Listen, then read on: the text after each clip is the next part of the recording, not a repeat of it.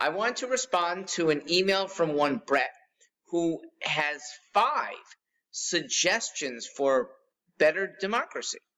And I agree wholeheartedly with 4 of them.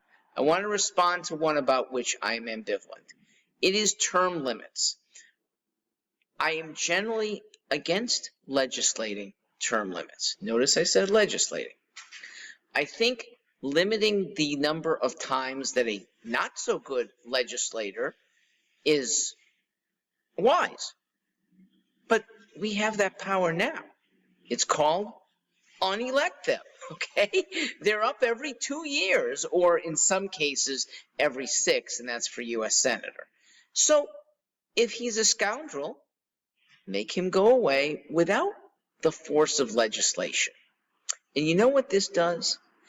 It puts reliance on the now, the people who shouldn't be relying on, well, there's a term limit, so he'll be done soon. If he is a bad representative, he should be done as soon as possible, and we have that power now. I recognize that highly empowered, long-standing incumbents are harder to remove because they have a few electoral perks. But I do hope that those fade in comparison to the reality of good media getting the word out that despite these electoral perks, wise voters will unelect a not-so-good leader. If a representative is very good, I don't see a need to replace that representative. Barry Goldwater served 30 years as a United States Senator, and by my account, he was a great one. To limit him to 12 or 18 years would be a real shame. I'm not sure the Senate had a better legislator during his tenure. I'm quite certain there was none from Arizona who would be as good as replacing that senator from Arizona. If the best representative in your district is available and serving you well, I don't think legislation should be in the way. Now, I'm generally opposing legislation across the board, unless there is some wholesale, almost inevitable harm. Let people do what they want. I don't like playing to the majority when a minority standout gets hurt in the process.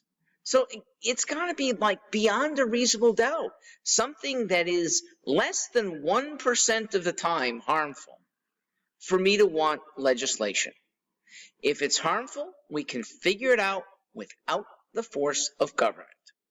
If my favorite U.S. Senator, that would be Ted Cruz, maybe the most eloquent senator since the 1860s, if he wants to run and run and run, I think he's got a high integrity, and let's say he amasses more and more power on committees. Good for him and good for us. Now, to those who say, gee, that's so much power it would be corrupting, wait until it is corrupting. We have enough investigative journalism to find out whether a high-seated senator or rep is on the take. Until you know otherwise, let's presume he's doing a good job. We don't see any horrible votes.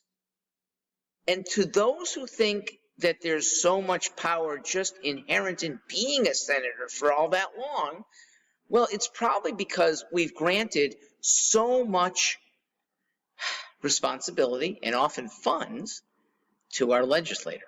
Another thing that I would like to reduce. Libertarians are for reducing senatorial power by giving them less to have power over. Please think about that. Brett, thank you for your thoughts. I'm Mark Stewart.